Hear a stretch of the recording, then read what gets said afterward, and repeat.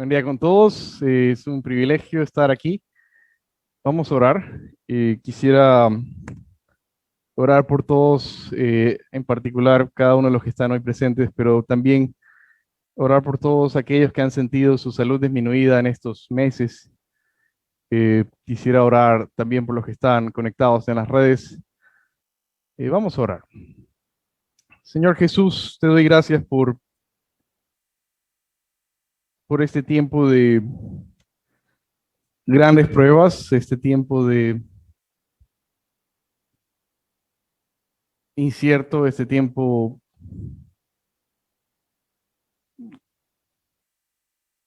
que nos sorprende, que nos toma de alguna forma desprevenidos. Es un tiempo donde aún no sabemos ni decidimos cómo proceder, aún como congregación, como cristianos, eh, con qué frecuencia vernos y la familia y con todo, Señor. Te quiero pedir en especial por los que han visto su salud afectada, por los que han visto familiares morir, amigos,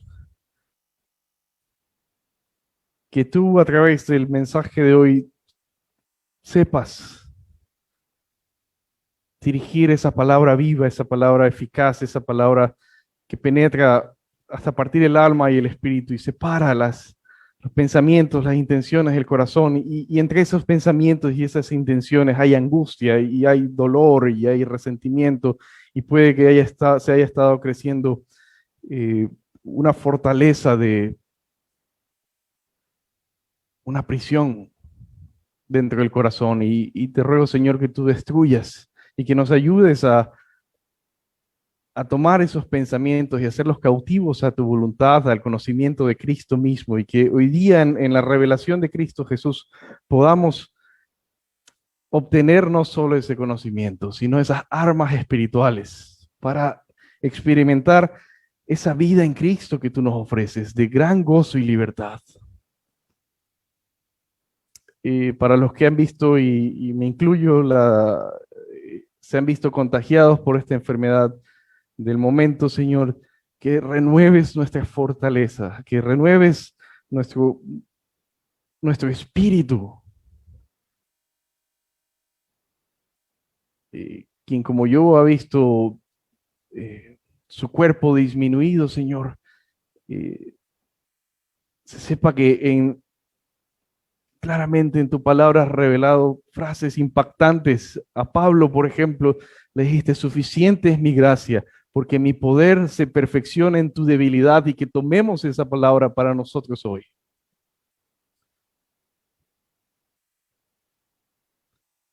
Y gracias, Señor, por este privilegio de poder cerrar un libro más de la Biblia juntos. Hemos pasado por Apocalipsis varias semanas, Señor, y te doy gracias porque, en primer lugar, da esa bienaventuranza a Javier, esa que ofreciste en Apocalipsis, aquel que lee en voz alta estas palabras y aquel que las escucha. Bienaventurado, dice Apocalipsis. Da esa bienaventuranza a Javier por tomar este libro y hacerlo completo.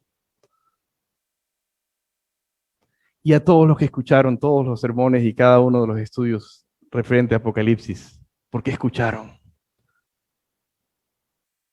Danos esa bienaventuranza, bienaventurado que es extremadamente feliz, que es aventurado, que es gozoso, que se sabe bendecido, bienaventurado.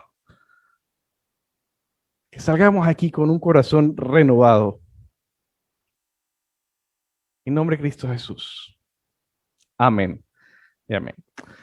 Muy bien, quiero decirles un par de cositas. Hay premios, miren lo que tengo aquí, los de Facebook y Zoom. Pueden participar también poniendo la respuesta en el comentario. Entonces hay una sección de comentarios en ambas redes. Ustedes pueden poner la respuesta a alguna de las preguntas y Omar me lo hará saber. Aquí está, alguien se ganó el premio, y con Omar ustedes negocian como durante la semana reclaman su premio. Pero para los que están aquí presentes, siéntense en libertad de alzar la mano y decir yo sé o aquí está la respuesta. Eh, Así que les pedí a los que llegaron temprano, lean Salmos 45. Cuando tú piensas en Apocalipsis, eh, usualmente tenemos o una postura muy marcada en decir no entiendo nada, o una muy marcada entiendo todo. Y cuando decimos entiendo todo, podemos caer en una serie de especulaciones que no vienen al caso. Repite después de mí. Di esta palabra. No sé. Listo. Entonces, cuando alguien te pregunte, ¿quién es el anticristo? ¿Qué vas a responder? No sé. ¿Y quién lo sabe? Nadie sabe. Y cuando alguien te pregunte, ¿qué fecha viene el Señor Jesús? ¿Qué vas a responder? No lo sé. ¿Y por qué? Porque Jesús dijo que ni él sabía, sino que solo el Padre. Y hay cosas que Juan espera que sepas porque has estado estudiando el Antiguo Testamento. Él cuenta con que tú tengas idea de qué se refieren algunos de estas frases, estos lenguajes que parecen complicados a primera lectura, pero si has estado estudiando Antiguo Testamento, tiene sentido. Pero hay cosas que Juan mismo confiesa no saber. Por ejemplo, por ahí, por el capítulo 10, 11, hay un misterio de los 7 truenos. Y un ángel le dijo a Juan, esto no lo escribas, es más, ni te voy a explicar. Entonces, si alguien te pregunta, ¿cuál es el misterio de los 7 truenos? No sé, no lo sabemos.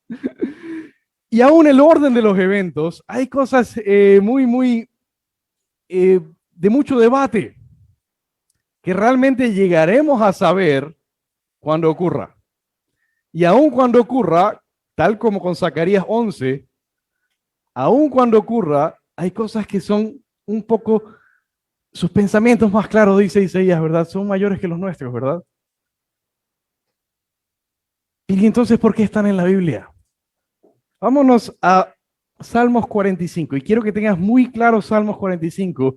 Y eso te va a dar una perspectiva eh, hermosa de lo que es Apocalipsis. Entonces, vamos a Salmos 45. Dice, verso 1. Rebosa mi corazón un tema bueno.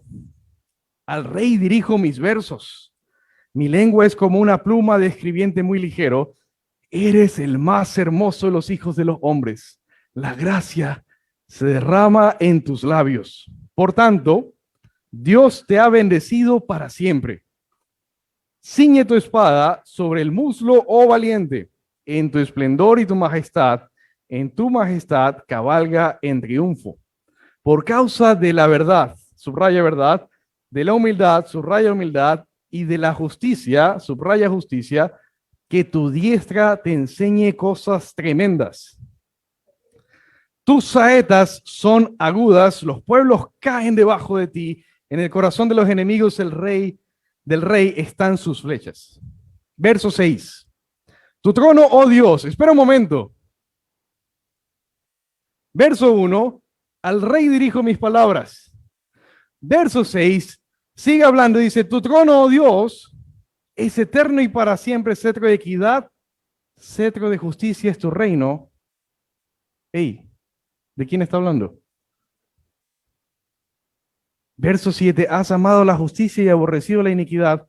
Por tanto, Dios, tu Dios, te ha ungido con óleo de alegría más que a tus compañeros. ¿De quién está hablando?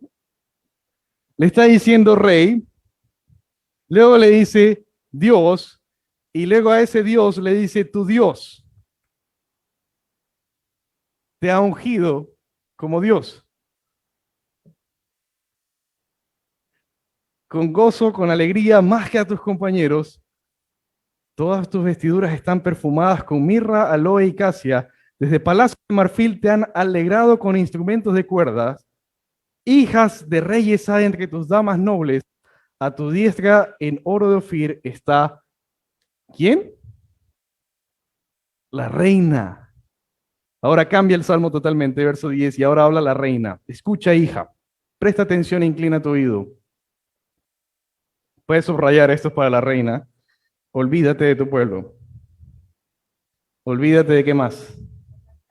Olvídate de la casa de tu padre. Entonces el rey deseará tu hermosura, inclínate ante él, porque él es tu señor, y la hija de Tiro vendrá con presentes.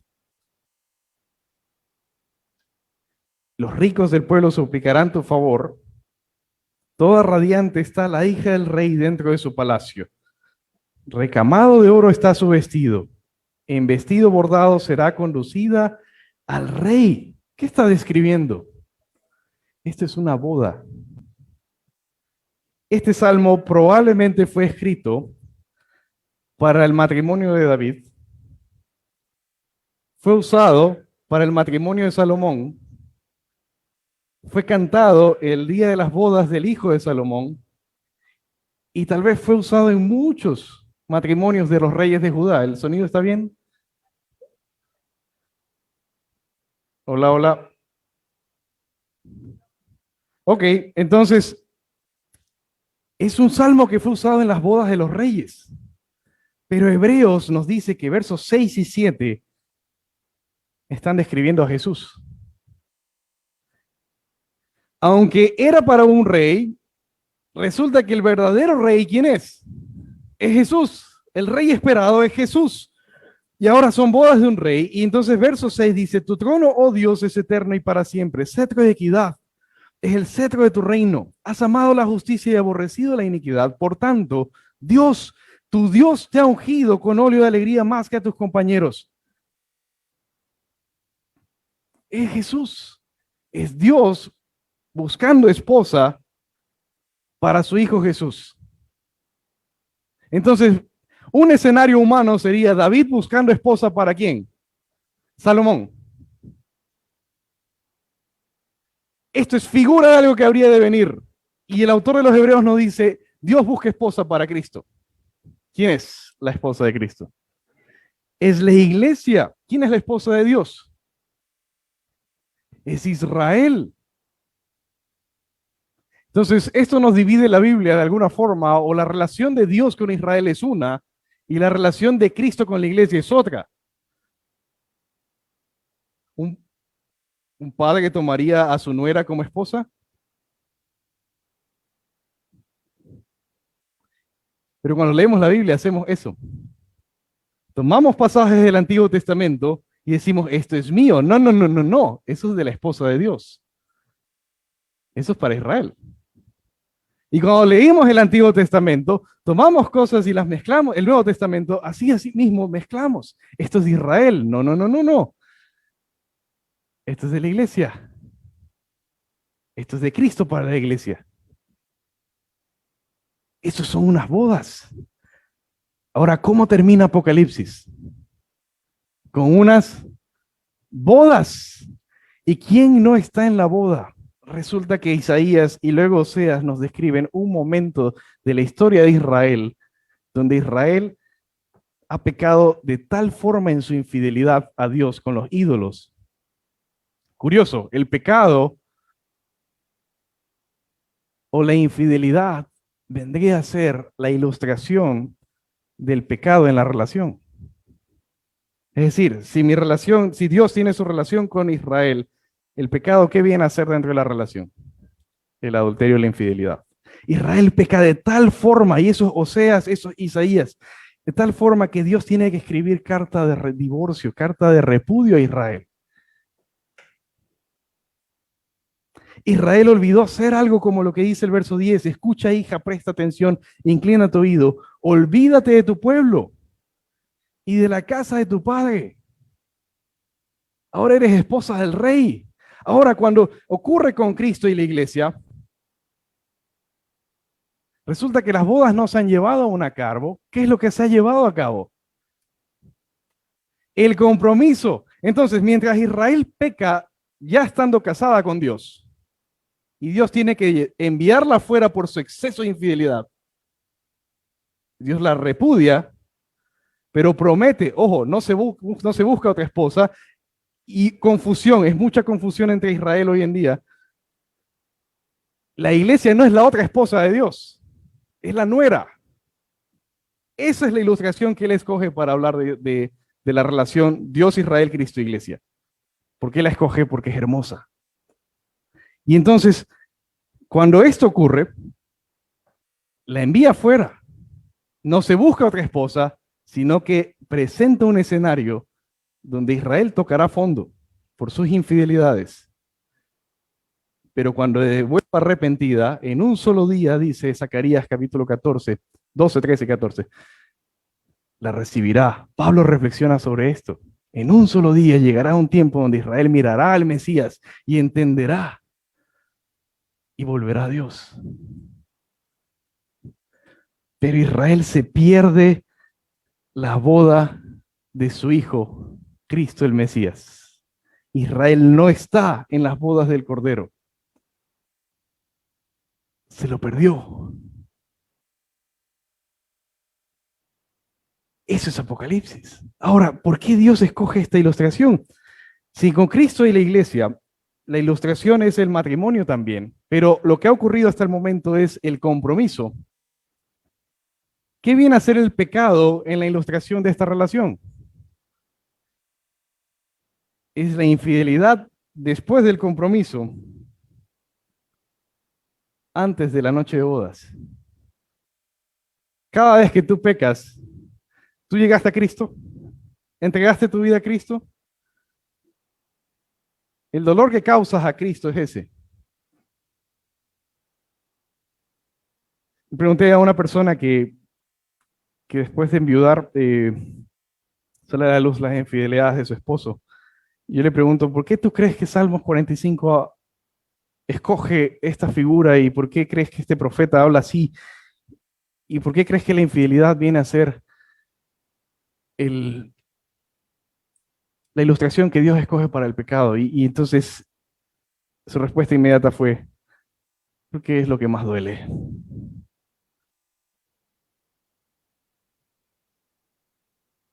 Israel peca a tal punto, se aleja tanto de Dios, adora tantos ídolos, los Baales, los señores, estos le vistieron de joyas, dice Jeremías.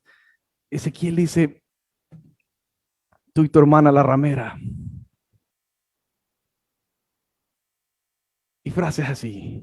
Y entonces, de tal forma duele la relación, ¿verdad? Ya estando casados. Ahora con la iglesia es diferente. Ahora Cristo Cristo es impresionante. De aquí podemos sacar varias aplicaciones y las vamos a sacar, pero Cristo es impresionante. Cristo sabe que la iglesia le está siendo infiel. ¿Te acuerdas que Jesús dijo frases como, en esto conocerán que ustedes son mis discípulos, en que se amen los unos a los otros? ¿Y qué hemos hecho? Somos el grupo de fe que más denominaciones tiene. ¿Nos amamos los unos a los otros? ¿O siempre sale una nueva denominación que asegura tener la razón? Es que nosotros sí entendemos lo que dice la Biblia.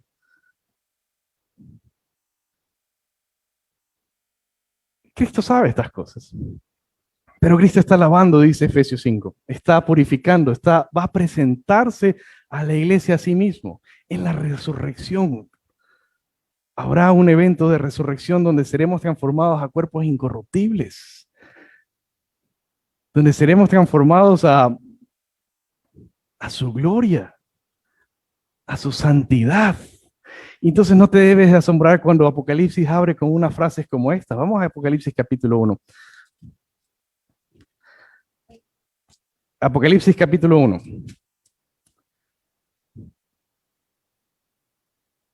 Verso 9 dice, yo Juan, vuestro hermano y compañero en la tribulación, en el reino y en la perseverancia de Jesús, me encontraba en la isla de Patmos a causa de la palabra de Dios y del testimonio de Jesús. Estaba yo en el Espíritu en el día del Señor.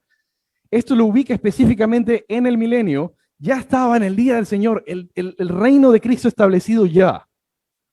Entonces, cuando la primera visión que Juan tiene ya está en el milenio, y entonces ya está reinando Cristo, y oí detrás de mí una gran voz, como sonido de trompeta, que decía, escribe un libro, las cosas que ves, capítulo 1, y envíalo a las 7 iglesias. Y aquí tienes estas 7 iglesias que ya las vimos, ¿verdad? Y me volví para ver de quién era la voz el que hablaba conmigo, y al volverme vi 7 candelabros de oro, y en medio de los candelabros vi a uno semejante al Hijo de Hombre, vestido con una túnica que llegaba hasta los pies y ceñido por el pecho con un cinto de oro. Su cabeza y sus cabellos eran blancos, como la blanca lana, como la nieve, sus ojos como llamas de fuego, sus pies semejantes al bronce bruñido, cuando se ha hecho refulgir en el horno, y su voz como el ruido de muchas aguas. Imagínate esa voz. En su mano derecha las 7 estrellas, y en su boca salía una espada aguda de 2 filos. Su rostro era como el sol cuando brilla en toda su fuerza. Cuando le vi, caí como muerto a sus pies. Él puso su mano derecha sobre mí diciendo, no temas, yo soy el primero y el último, el que vive y estuve muerto. He aquí estoy vivo por los siglos de los siglos. Tengo las llaves de la muerte y del Hades. Escribe entonces las cosas que has visto, capítulo 1. Las cosas que son, capítulos 2 y 3, eran en el tiempo de Juan. Y las que han de suceder después de estas, del 4 al 22. Aún por venir.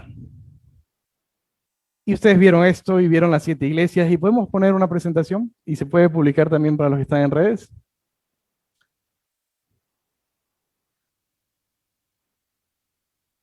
¿Demora todavía? Eso, ahí está, ok.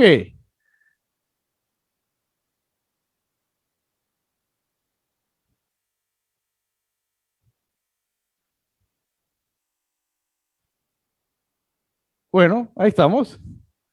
Pasa la siguiente. Por si acaso no es Cuenca. Pasa la siguiente. Muy bien. Varios eventos. Pentecostés, año 33 más o menos. Los viajes de Pablo hasta el año 57 más o menos.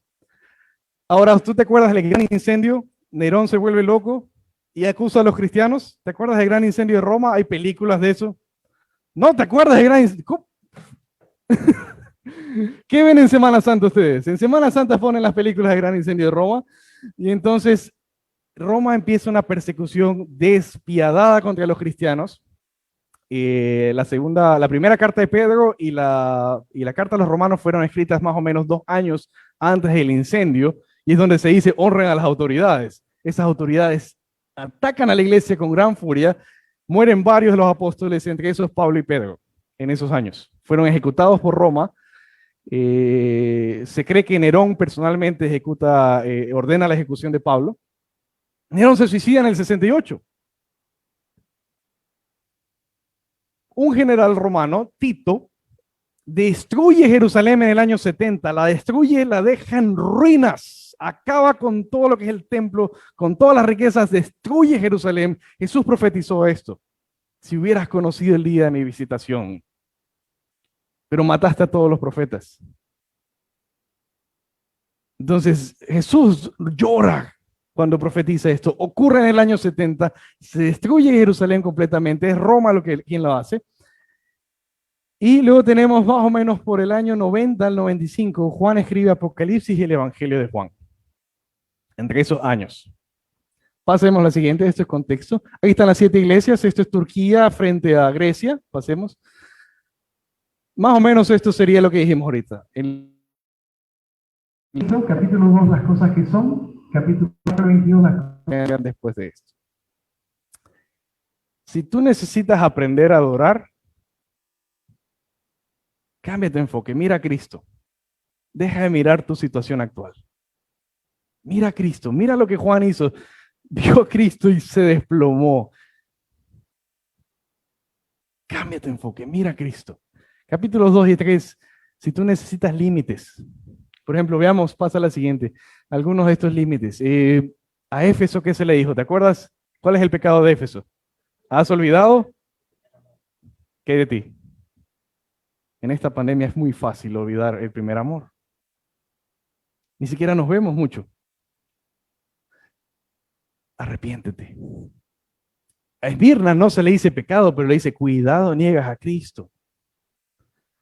A Pérgamo, el pecado de ellos es que deseaban dinero y enseñaban a partir de la Biblia cómo obtener dinero. La doctrina de Balaam, arrepiéntete. A Tiatira, una iglesia que tolera a una mujer que ha adulterado con media iglesia, a unos falsos maestros, una iglesia que todo lo tolera, unos liberales por ahí, arrepiéntete. A Sardis, e incluso llegaron a olvidar el Evangelio. A Filadelfia, esta iglesia quisiera decir, nosotros somos como Filadelfia. A esta no se le dice nada. No, pero yo ya me identifiqué con las otras 5, así que no sé tú. Pero se le dice una advertencia. Reténganlo. Están haciendo bien. Sigan haciéndolo. Así que lo que estás haciendo bien, sigue. A la Odisea, la Odisea. Porque no eres ni frío, sino tibio. ¿Y por qué? Porque ellos confiaban en el dinero que tenían. Esta pandemia ha traído gente que se enriqueció y gente que se empobreció, gente que quedó sin empleo. Hay 2 advertencias para los que confían o desean el dinero. Y la primera es Éfeso, ¿verdad? Si empezamos por ahí, ¿no? Primer amor. Repite después de mí, Jesús, te amo. Te amo. Perdóname por no decirlo. Y cada una de estas, si pensáramos y revisáramos, y este cuadro yo lo tengo grandísimo con muchas más cosas, pero no hay tiempo, hoy pasa la siguiente. Tenemos 7 sellos, ¿los vieron?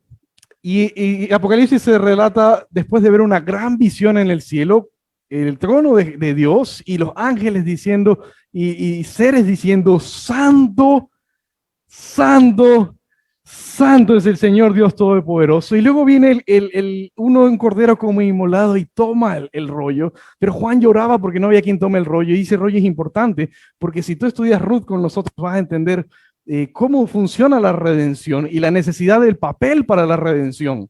Y cuando tú estudias Jeremías, tú vas a encontrar una tradición de quién le pertenece el terreno, la venta del terreno y las copias de los rollos. Pero hoy día no hay tiempo para hablar de eso. Resulta que hay un rollo, un título de propiedad.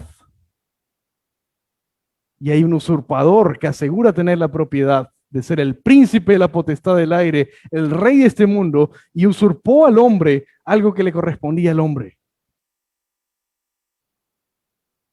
Usurpó el lugar del hombre. Y entonces él toma el rollo y empieza a abrir uno por uno los sellos, y lo que pasa en la tierra tiene una repercusión en el cielo, tiene una repercusión en la tierra, y es como un intercambio, eventos arriba y eventos abajo, ¿verdad? Por así decirlo. Pasa a la siguiente. El final nos da el espacio para 7 trompetas, y aquí tenemos asimismo, puedes revisarlas en casa. Si no tienes la presentación, la vamos a poner en la descripción de las redes y puedan descargarlo. Pasa a la siguiente. En las trompetas tenemos 7 visiones, y estas visiones son como una película. Mientras estos eventos venían uno tras otro, tras otro, tras otro, tras otro, que no son sentencias, estas visiones nos indican cosas que vienen pasando desde el inicio y nos da una fecha. A los 3 años y medio, el anticristo rompe el pacto con Israel. Y entonces nos ubican en 7 años. Todas estas visiones hablan de ese evento. Y entonces, entre estas tenemos a la mujer, tenemos un gobernante que no deja comerciar a menos que te alinees con él. Eso suena parecido a lo que está.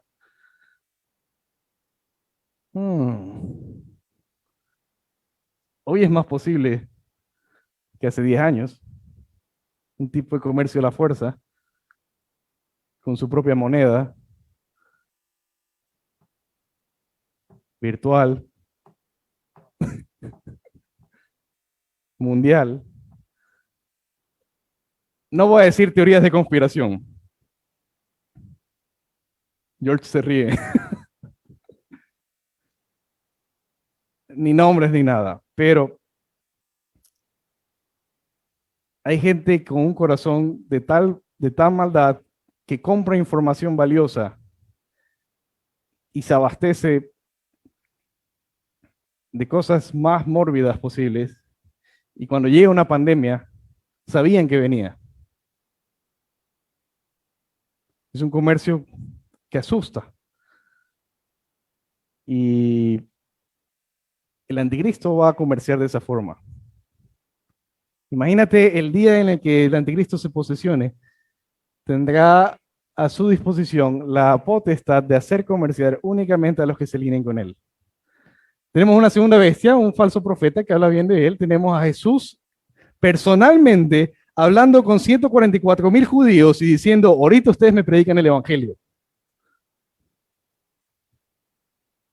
144,000 profetas en pleno 7 años de tribulación, como los llaman, la gran tribulación, ¿verdad? Como Daniel los llama, la semana 70, creo que es más técnico. Daniel lo llama así. Jesús personalmente viene, está en Jerusalén de locos. Y personalmente sella 144,000, se van a predicar el evangelio. Siguiente visión, lo que Pedro dice que estaba prohibido, que los ángeles les prediquen el evangelio. En Apocalipsis se le dice a los ángeles, me van y me predican el evangelio. Y no hay uno, hay montones. En estos años del anticristo habrán ángeles personalmente predicando lo que ahorita Pedro capítulo 1 dice, cosas que anhelan hacer, porque ángel significa mensajero. Anhelan mirar, anhelan la predicación del evangelio, es su propia naturaleza. En Apocalipsis se les permite predicar el evangelio. Y entonces este anticristo empieza a perseguir a esa mujer, se da cuenta de las conversiones que están pasando de forma sobrenatural y empieza a perseguir a estos convertidos y multitud tras multitud tras multitud, por lo menos conté 4 o 5 veces, donde aparecen delante de Dios decapitados por el nombre de Cristo. Los que no creyeron en este sistema de gobierno opresivo, en esta forma de comercio, que no quisieron seguir bajo las leyes, entonces, ¿qué tenemos? Y entonces, personalmente, o los 144,000 en Israel, o los ángeles en el planeta, o donde sea como sea, los que quedan y empiezan a convertirse, los que tienen acceso tal vez a una que otra información de esta en esos días, empiezan a ser perseguidos hasta la muerte. Y aparecen a cada rato una generación de mártires, otra generación, y así a través de cada uno de los sellos, las trompetas, delante del trono de Dios varias veces. Y las otras últimas visiones, me importa mucho la de lagar, por eso está resaltada. Lagar, ¿sabes lo que es un lagar? ¿Un lagar? ¿Alguien sabe de vino? ¿Cómo se hacen los vinos? ¿Te gusta tomar vino? Bueno, se hace con los pies. ¿Te gusta tomar jugo de pie? Bueno, ese es el vino. El lagar es la tinaja, grandísima de madera, bien armada, donde se pone la uva, ¿verdad? Y primero sale el vino y luego se deja fermentar y todo lo demás. Eso es un lagar. La visión del lagar es un valle. Es un valle inmenso donde el anticristo convence a los ejércitos de la tierra a esperar a Jesús. ¿Te imaginas la labia de este hombre de decir, vamos a esperar a Jesús y lo matamos apenas llegue? En ese valle, ¿sabes cómo se llama? Megido, muy bien. En Megido, en ese valle, hay varios eventos de guerras. Entre estas está un general, Allenby, que es un prócer en Israel. Este señor Allenby, inglés, libera a Israel de la opresión otomana. Napoleón pasó por ese valle también y Napoleón dijo, este valle fuera perfecto para la guerra perfecta, si no fuera porque por ahí, más allá, se ve el Monte de los Olivos. En ese valle, que es una depresión considerable, se compara con un lagar. Ahí va el anticristo a convencer, no sé cómo lo logra, a los ejércitos a esperar a Jesús. Todavía esto no ocurre, ocurrirá. Da paso a una visión de las 7 copas. Pasemos entonces, ahí tenemos las 7 copas sobre una ciudad. Vamos a leer Apocalipsis 18:8 conmigo. 18:8. Esta ciudad, los juicios a ciudades son muy comunes. Veamos 18:8 primero y luego te doy unas cuantas referencias. Dice, por eso en un solo día vendrán sus plagas, muerte, duelo y hambre será quemada con fuego, porque el Señor Dios que la juzga es poderoso. Entonces viene otra, según este verso, esto ocurre de golpe. Mientras los otros eventos de sentencias y juicios venían ocurriendo de a poco, en el transcurso de 7 años, el juicio a estas ciudades hacia el final de estos 7 años, no nos dice cuándo específicamente, pero hacia el final y de golpe, uno sobre otro, sobre otro, sobre otro, sobre otro, sobre una ciudad. Esta ciudad tiene un nombre interesante. El texto la llama Babilonia. ¿Se acuerdan que mencioné que Roma destruyó varias cosas, entre esos Jerusalén? Previo a eso mató a varios, entre esos a Pablo y a Pedro. Se describe esta ciudad como alguien que gobernó, que vuelve a ser y volverá a gobernar, y que cuando vuelva a gobernar tendrá 10 reyes, entre esos uno es una bestia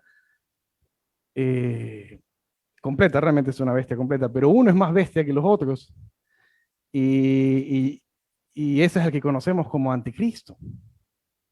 Ahora escucharás, nunca faltarán libros de decirte quién es el anticristo y sumarán su número. No sabemos.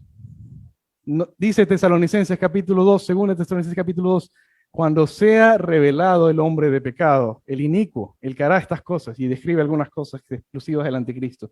Es decir, tiene que ser revelado, es algo que no ha sido revelado aún. Pero lo interesante es su relación con Babilonia. Se odian. Le dio poder, le dio un falso profeta, pero se odian entre ellos. Y yo cuando estudié la primera vez Apocalipsis tenía 17 años. Muchacho simplón, muchacho ingenuo, no tenía ni idea cómo esto pasaría, pero conforme pasan delante de mí gobierno tras gobierno en los últimos años de la región, y cuando ves que resulta que un candidato ya no puede ser candidato en el siguiente periodo, un presidente no puede ser candidato en el siguiente periodo, pone a otro y lo quiere manejar como títere, el títere prueba poder. ¿Y qué dice? No, yo no soy tu títere. Y pasa vez tras vez, tras vez, tras vez en la región y en el mundo. El anticristo con Babilonia. Se odian. Y eso que le dio poder.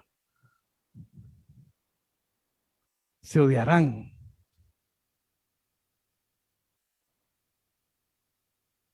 Para Israel, ¿se acuerdan en Salmos 45? Para Israel hubo una ciudad que se llama Babilonia, que ya fue juzgada. Sus ruinas tú puedes acceder, está cerca de un río en Irak, muy lejos del Golfo Pérsico. Babilonia, cueva de demonios. Babilonia envió, rey Nabucodonosor, lo conoces, en sus tropas, en sus conquistas llegó a Israel, y tal cual que Dios lo predijo en Isaías y en todos los profetas, Jeremías viviéndolo en carne propia, con los últimos 4 reyes, el exilio a Babilonia es inevitable, a menos, capítulo 33, perdón, dice, clama a mí, yo te responderé y te haré ver cosas. ¿Te conoces? Muy bien. ¿Qué le está diciendo? Si te arrepientes ahorita, aún ahorita que Jerusalén ya está sitiada y rodeada de cadáveres de israelitas, yo te salvo de esta. Eso es Jeremías 33. No vas al exilio. Y eso que ya se ven llevado una porción al exilio. Dios le dice, te haré ver cosas. ¡Wow! Bueno, Jeremías mismo profetiza y Ezequiel también, la destrucción de Babilonia ocurrió. La otra relación que hablamos es Cristo con su iglesia. A su esposa, Dios, ¿verdad? Bueno, ¿quieres pecar? ¿Quieres serme infiel? Haga lo que quiera. No te protegeré más. Inmediatamente, por estar en el centro del mundo, empezaron primero Babilonia, tal como lo predijo Daniel, vendrían luego los persas y los medos a conquistar, porque es el centro comercial, es como decir Panamá. Así era en el mundo antiguo Israel, Canaán. Y luego vinieron los griegos con una velocidad impresionante. ¿Tú sabías que cuando Alejandro Magno, que fue el que conquistó el mundo antiguo con la velocidad más impresionante, con un ejército ¡wow! Innumerable, enseñó el griego como lengua, segunda lengua y lengua de comercio? Y entre otras cosas dijo, quiero toda la literatura sagrada de todos los países en griego y que me la lean. Le leyeron la Biblia. Se dice que cuando le leyeron Daniel, decía Grecia. Y había un símbolo para él. Que él quedó atónito de que cerca de 200 años antes de que él conquistara la forma que conquistó, se había hablado de él en este libro. Y tenemos la evidencia. 200 años antes de Cristo, de que empiezan a ocurrir los eventos con Roma, ya fue traducida todo el Antiguo Testamento a griego por orden de Alejandro Magno. 400 años antes de que ocurran los eventos de la venida, de que Cristo esté en medio de Jerusalén, Daniel había profetizado con lujo de detalles todas estas conquistas sobre Israel. Roma finalmente conquista Grecia y ahora está en posesión Israel de Roma. Roma, dice Zacarías, te entregaré a un pastor insensato que se comerá a las ovejas.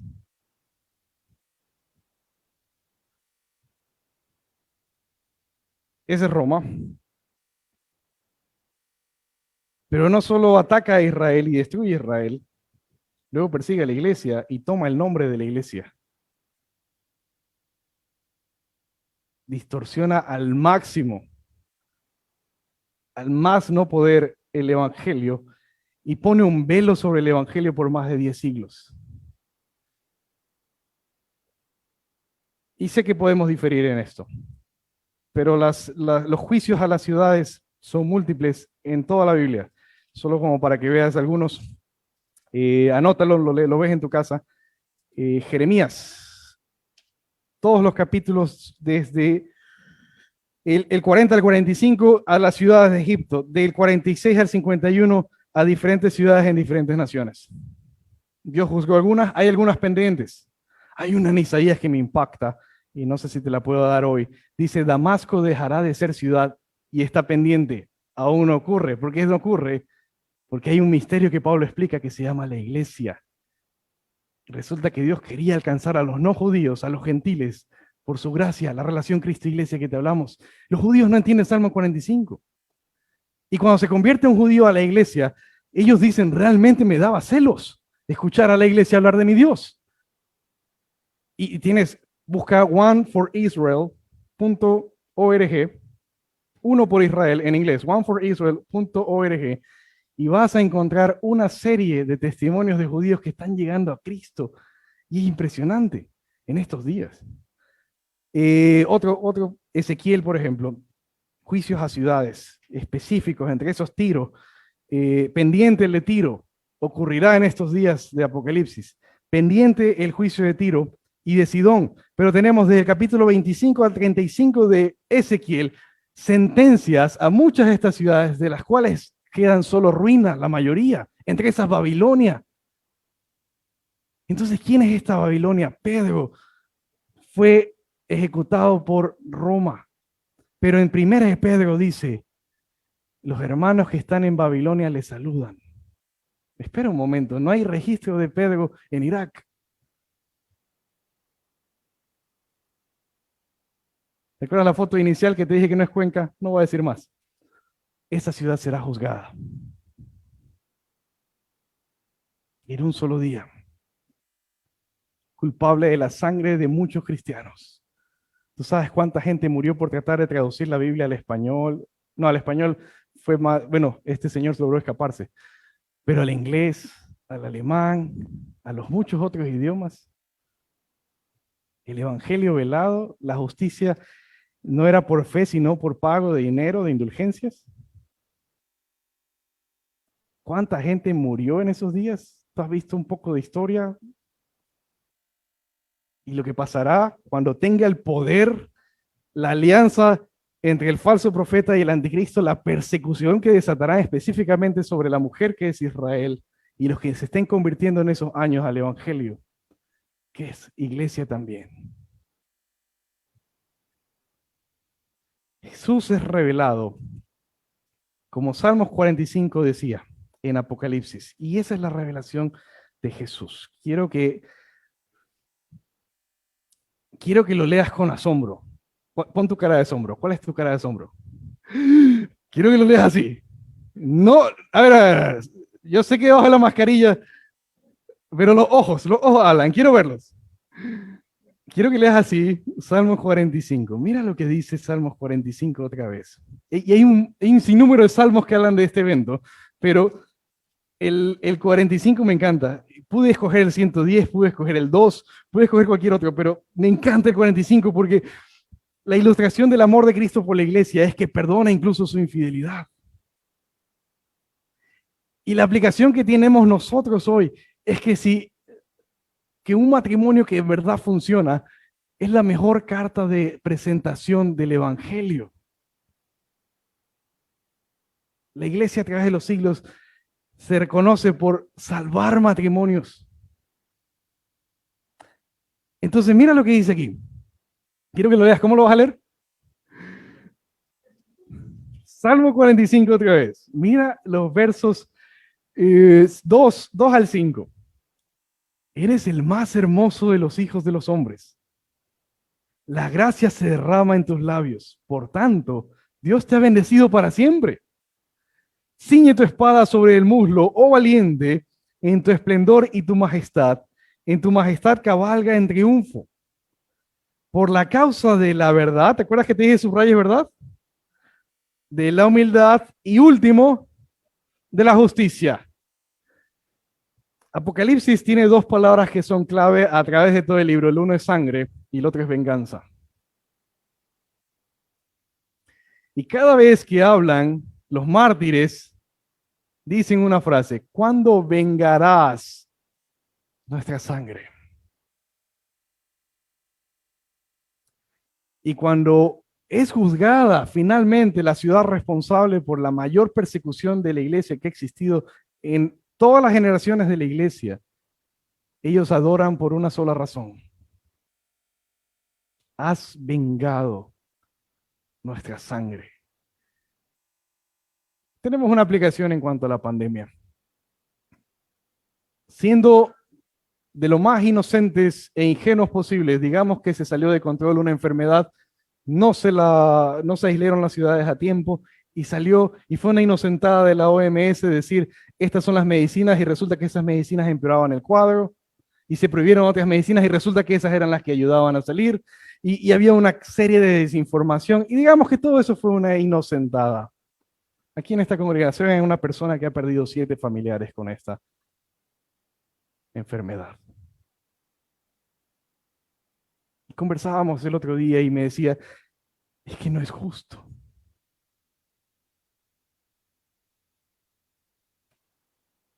Semana pasada murió un tío. Y mi primo decía, él estaba sano, sin tratamiento, sin enfermedades persistentes, estaba sano. Y no es justo. Y cuando uno piensa así, ¿uno qué quiere? Justicia. Léelo otra vez con la cara que te dije. Verso 4. Porque cuando el hombre busca justicia, busca hacha. Pero cuando Cristo busca justicia, mira lo que dice. A causa de la verdad, de la humildad.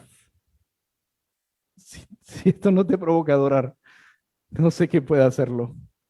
Y de la justicia.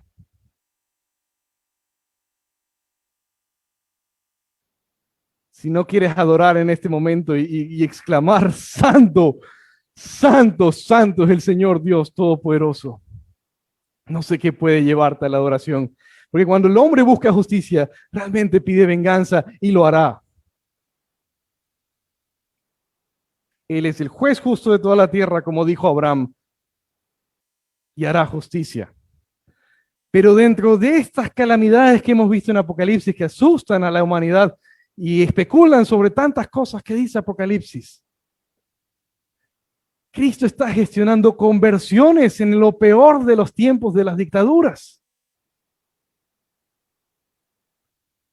Y serán perseguidos, sí, pero Él está salvándolos porque Él busca la verdad, la humildad, y sí hará justicia.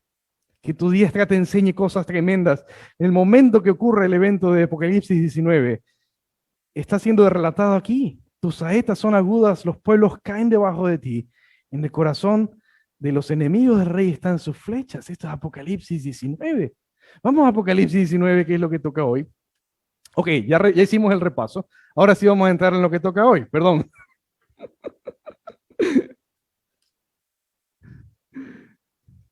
No tienen prisa. Los de redes tienen prisa.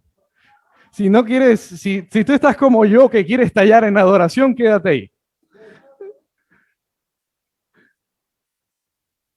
Si no, no te preocupes, queda grabado y lo puedes ver después, si tienes que hacer algo más. Pero si estás como yo, que quieres estallar en adoración, quédate aquí. Sabes, estoy pasando por una prueba. Yo no sabía que yo tenía orgullo sobre este tema, lo ignoraba. Y pasó esta semana y he estado leyendo Apocalipsis estos días y he estallado en lágrimas. Y si esto no te provoca adorar, es como que si Dios me quitara algo que yo no sabía que me importaba tanto. Y, y si me quitas eso, realmente solo queda Cristo. Y te deseo lo mismo, así duela. Porque duele. Y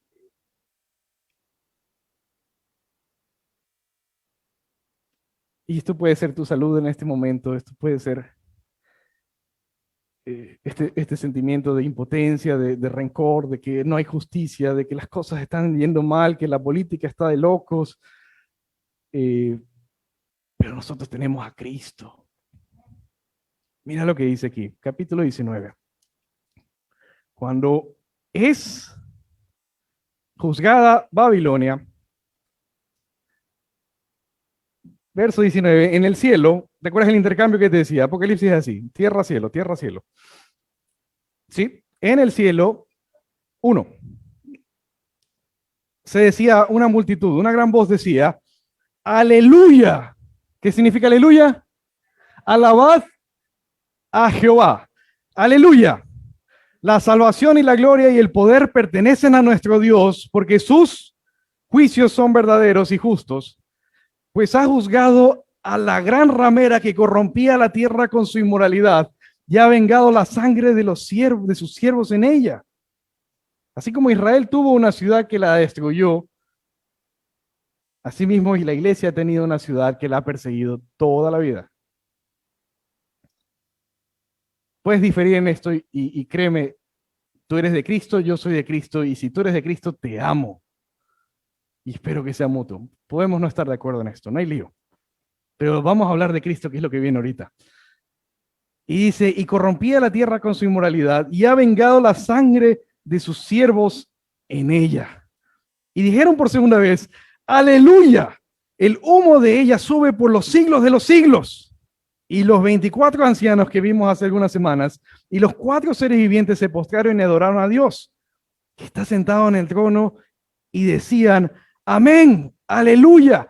Y del trono salió una voz que decía, alabad a nuestro Dios, todos sus siervos los que les teméis, los pequeños y los grandes. Esto lo dijo el que está en el trono. Ahora, pregúntame quiénes son los 4 seres vivientes y los 24 ancianos. Pregúntame. ¿Y qué te voy a decir? No sé. Pero pregúntame quién está sentado en el trono. Es el Dios Todopoderoso, el Dios que adoramos. Dame, dice Tozer, es un autor que me cae muy bien de la Alianza. Él dice, dame 5 minutos y te digo quiénes son esos 4 en la resurrección, en la eternidad. Dame 5 minutos. Pero ahorita pregúntame por el que está en el trono. Y sí, hay una pista en Ezequiel quiénes pueden ser. Está bien. Pero no te distraigas. Mira lo que dice el verso 6. Y oí como la voz de una gran multitud, como el estruendo de muchas aguas y como el sonido de fuertes truenos que decían, aleluya. ¿Cuántas veces? De la tercera. Porque el Señor nuestro Dios Todopoderoso reina. Igual que en el capítulo 5. Regocijémonos y alegrémonos, démosle a Él la gloria, porque las bodas del Cordero han llegado y su esposa se ha preparado, y a ella le fue concedido vestirse de lino fino, resplandeciente y limpio, porque las acciones justas de los santos son el lino fino. Lo curioso es que las acciones justas no nos caracterizan. Y Apocalipsis 6 dice que murieron una cantidad de mártires solo por creer en Cristo y tenían sus vestiduras sucias. Y entonces ¿Cuándo vengarás la sangre? Dicen ellos, y se les dijo, esperen un poco de tiempo, tengan vestiduras blancas. Y les dieron vestiduras blancas y fueron vestidos. Y esto no es nuevo, esto está en Zacarías. El sumo sacerdote Josué, de la época de Nehemías por ahí, de Esdras, Nehemías, de esos años, había hecho lo que no debía. Y en su ministerio hizo lo que no convenía. Y entonces Satanás está que lo acusa delante del trono de Dios. Zacarías ve esto y Dios dice, denle vestiduras blancas. Y se le da instrucciones. Se lo llama al arrepentimiento y le dice, ahora le dirás esto al rey. Bueno, no es rey realmente, es gobernador porque a los hijos de Salomón no se les permitió reinar después del exilio. Le dirás esto a Zorobabel. No es por espada, no es por la fuerza, es por espíritu. Y entonces, imagínate, Zacarías, un hombre, Josué, un hombre descalificado delante de Dios.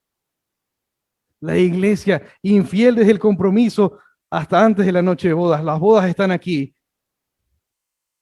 ¿Y qué hace Cristo? Denle vestiduras blancas.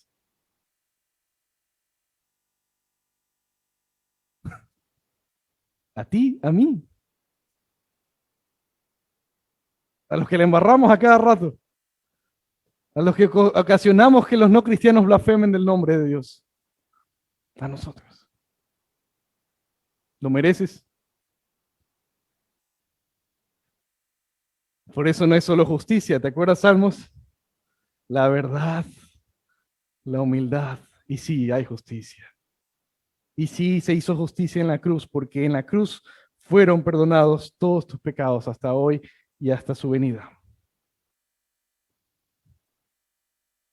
Pero no convertamos la gracia en libertinaje. ¿Te olvidaste del primer amor? Arrepiéntete. ¿Estás confiando en las riquezas? ¿Deseas riquezas? Arrepiéntete. ¿Te has olvidado del evangelio? Arrepiéntete. ¿Lo estás haciendo bien? ¿Te acuerdas Filadelfia? Sigue haciéndolo. Y entonces dice, verso 10, encaí a sus pies para adorarle. Y me dijo, no hagas esto, este es un ángel, yo soy consiervo tuyo y tus hermanos que poseen el testimonio de Jesús. Adora a Dios. Pues el testimonio de Jesús es el espíritu de la profecía. Verso 11, y vi el cielo abierto y aquí un caballo blanco y el que montaba se llama Fiel y Verdadero. Con justicia juzga y hace la guerra. ¿Te acuerdas que el anticristo estaba esperándolos? Sus ojos son una llama de fuego y sobre su cabeza hay muchas diademas y tiene un nombre escrito que nadie conoce sino él. Repite después de mí. No, pregunta. ¿Cuál es ese nombre que nadie conoce sino él? ¿Lo sabes? ¿Qué vas a responder? No sé. ¿De qué no sabemos? Aparte hay otros nombres que sí sabemos, verso 13, y está vestido de un manto empapado en sangre y su nombre es el verbo de vida. Perdón, el verbo de Dios. Este nombre sí está claro. ¿Quién es? ¿Quién es el verbo? Ah, en el principio era el verbo. ¿Y el verbo? ¿Y el verbo se hizo? Y habitó entre nosotros y vivimos su gloria. Este Jesús. 14. Y los ejércitos que están en los cielos, vestidos de lino fino, blanco y limpio, le seguían sobre caballos blancos. Los ejércitos que están en los cielos que vistieron, ¿quiénes son?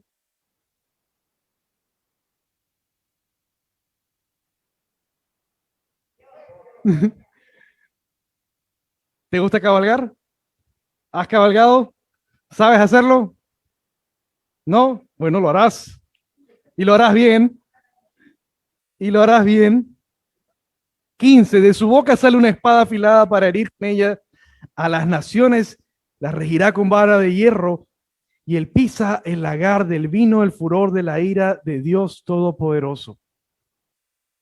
En su manto y en su muslo tienen nombres escritos. Un nombre, ¿cuál es? Rey de reyes, Señor de señores. Y vi un ángel que estaba y entonces llamó, y aquí están los cuerpos de estos. Verso 19, Vi a la bestia y a los reyes de la tierra en sus ejércitos reunidos para hacer guerra contra el que iba montado en caballo y contra su ejército. Fue apresada la bestia, el falso profeta que hacía señales y engañaba al mundo entero, ¿te acuerdas? Y fueron arrojados vivos al lago de fuego que arde con azufre. Se estrena el infierno aquí recién. Verso 21. Y los demás fueron muertos con la espada que salía de la boca del que montaba el caballo, y todas las aves se saciaron de sus carnes. Capítulo 20. Satanás es apresado por 1000 años. Aquí hay un periodo de tiempo que nadie sabe. Repite, nadie sabe. Daniel dice que nadie sabe lo que pasa en estos días, porque aquí acaban 3 años y medio, bueno, 7 años en total, y son cerca como de 100 y pico de días que nadie sabe lo que pasa ahí. Viene justo después aquí. Sea como sea, se establece el milenio. ¿Qué es el día del Señor? Es una frase que se viene hablando desde todo el Antiguo Testamento, que es el reino del Mesías. ¿Quiénes sobreviven, según Apocalipsis, a todos estos juicios? Como 1/3 de la población mundial sobrevive. La iglesia, por otro lado, ya resucitó. Ya tiene cuerpos incorruptibles que no envejecen,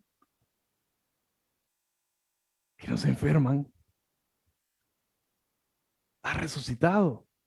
Pero ellos no. Y entonces en su gracia y en su verdad, en su humildad y en su justicia, Jesús nos pide ayuda para reinar con Él. Pero esa no es la esperanza final. Repite después de mí. La esperanza final no es el cielo. Es la resurrección. Pero Apocalipsis habla algo más. Y viene hablando Isaías, y Pedro viene hablando de esto, y varios vienen hablando de esto, y Juan lo cierra y dice, vendrá, capítulo 21, verso 1, un cielo nuevo y una tierra nueva, porque el primer cielo y la primera tierra pasaron, y el mar ya no existe. Al final del milenio, Satanás es soltado, engaña a las naciones, y se rebelan contra el gobierno perfecto. Curioso que los cristianos queremos hoy en día tener puestos en lugares de poder. Loable hasta cierto punto. Esperemos un poquito más. Cristo va a acercarse personalmente a ti, a ti, a ti, y te va a decir, ayúdame con esta ciudad que está difícil. Ayúdame con los sobrevivientes.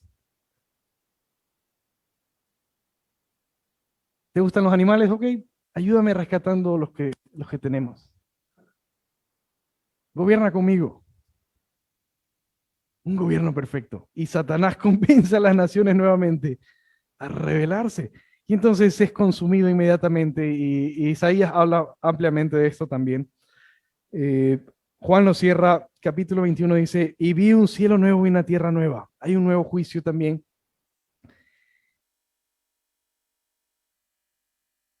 Y es que la esperanza de los cristianos no es el cielo, es una nueva creación. La esperanza nuestra es la resurrección. Por ahí, por los años 1500, dos cristianos se encontraban. Inevitablemente exclamaban, Cristo ha resucitado, y se abrazaban y el otro respondía, ¿qué respondía? Ciertamente ha resucitado. Y así se saludaban los cristianos. Por ahí, el primer siglo, los cristianos hacían una marca así, y el otro respondía así, porque era tiempos de persecución. Y dibujaban un pescado, porque Cristo Jesús reina, en griego, las iniciales serían pescado. Y tenemos un logotipo desde el siglo I. ¿Sí lo has visto el pescadito en los carros? Si tienes ese pescadito, por favor, maneja con prudencia.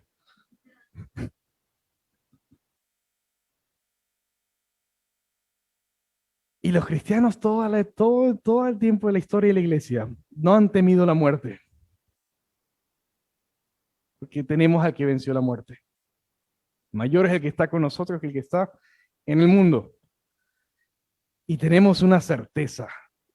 Dice Efesios capítulo 1, la garantía de la resurrección, la garantía, las arras de la herencia de reinar con Cristo, estos eventos finales, es que su Espíritu Santo ya está en nosotros. ¿Necesitas garante para creer esto? ¿O como yo estás esperando para adorar? Apocalipsis cierra con una frase impactante. La Biblia habla con el árbol de la vida y cierra con el árbol de la vida, la nueva Jerusalén, ¿verdad? Nueva creación, nueva Jerusalén. Y hacia el final, veamos verso 18. Yo testifico a todos los que oyen las palabras de la profecía de este libro. Si alguno se atreve a qué, si alguno añade a ellas, Dios traerá sobre él las plagas que están escritas en este libro. Será partícipe de estos eventos. Y si alguno quita de las palabras del libro de esta profecía, Dios quitará su parte del árbol de la vida, de la ciudad santa, descritos en este libro.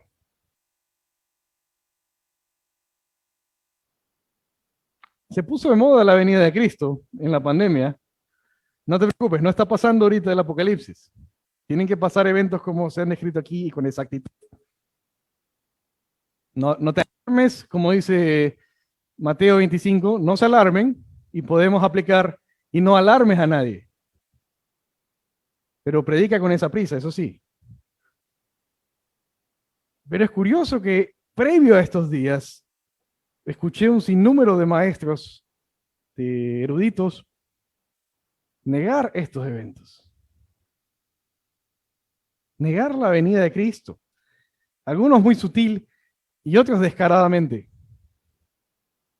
Uno de ellos incluso hizo exactamente lo que Pedro profetizó en su segunda carta. Dijo tal cual, y puedes leerlo, segunda de Pedro, capítulo 3.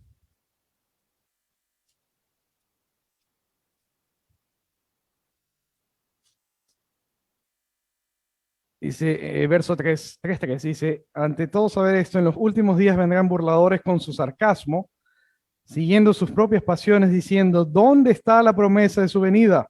Porque desde que los padres durmieron, todo continúa tal como estaba desde el principio de la creación.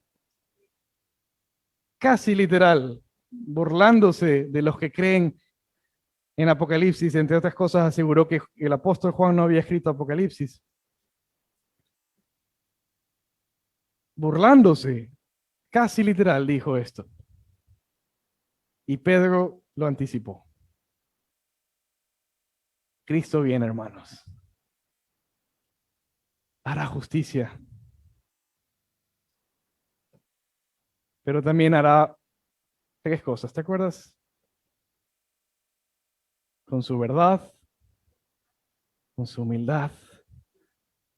¿No te consuela esto? ¿No te conforta esto?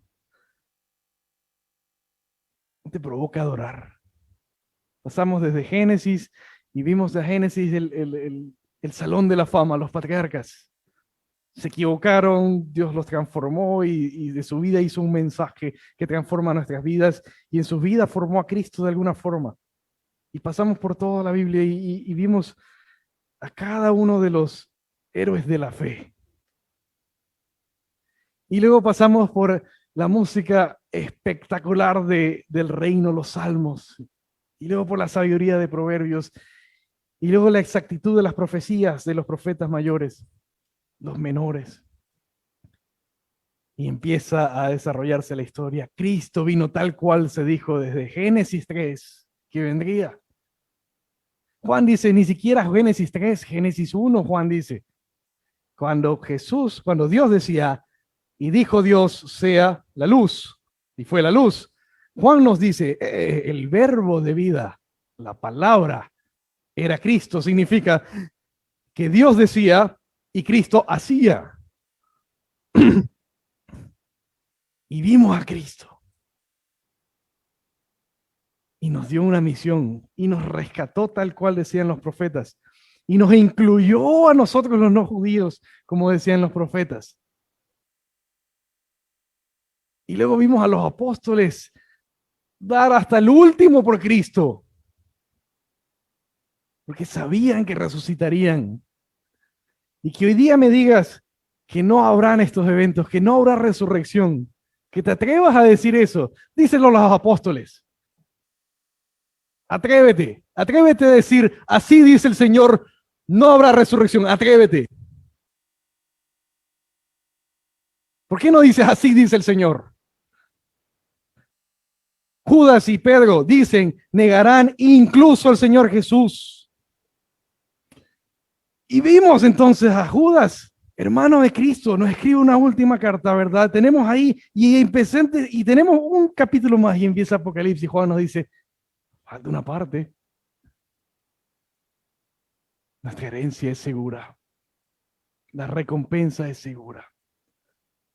¿Viste salvo por fe? Valió la pena. Vamos a orar. Santo, santo, santo. Dios Todopoderoso. Digno es el Cordero de toda alabanza, de toda honra, de toda gloria, de todo poder. Porque Él ha redimido para sí un pueblo santo, un reino de sacerdotes y profetas, un reino santo para Él, tomado de toda lengua, toda tribu y toda nación, y te has preparado alabanza de todos los idiomas.